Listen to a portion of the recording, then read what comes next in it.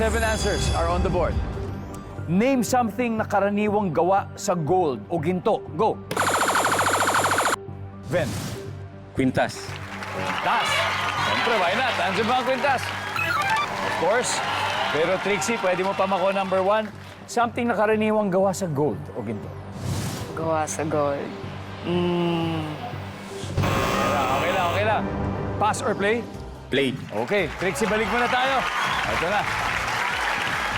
Round 1. Richard, something na karaniwang gawa sa gold. Oh, yan ay, quintas na. Ito na. O gold o ginto.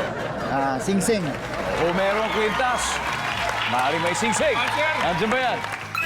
Top answer? Rhyme, something na karaniwang gawa sa gold o ginto. Earrings. Ikaw naman, ikaw, earrings. Nandiyan ba ang earrings? Kapre. Harbs, karaniwang gawa sa gold or ginto? Relo. Relo. Siyempre. Pwede. Nandiyan ba ang relo? Meron din. Ben, something na karaniwang gawa sa gold o ginto? Bracelet. Bracelet. Yan. Isa-isa ng mga alahas. Bracelet. Oh, bracelet. Ano pa kaya? Richard, ano pa kaya? Something na gawa sa gold o ginto? Bar.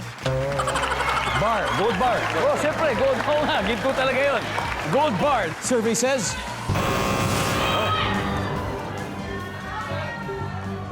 Rim. Something na karaniwang gawa sa gold o ginto? Sasakyan. Yan. Oo. Lalo na sa Saudi, sa mga Middle East. Ganun yung mga sasakyan doon, gawa sa ginto. Survey says... Okay. Pwede tayo mag-steal. Team Eskrima. Ashley, tatlo pa to. Isa lang ang kailangan natin, ha? Name something na karaniwang gawa sa gold o ginto. Medal. Good answer! Eh, syempre, mga gold medalist na mga to. Jed, ha? Cubiertos. Cubiertos. Shari? Pwede. Ngipin.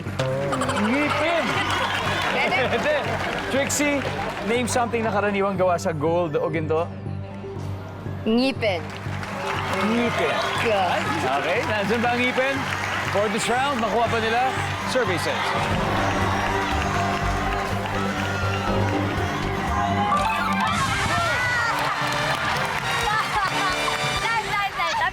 Ang galing!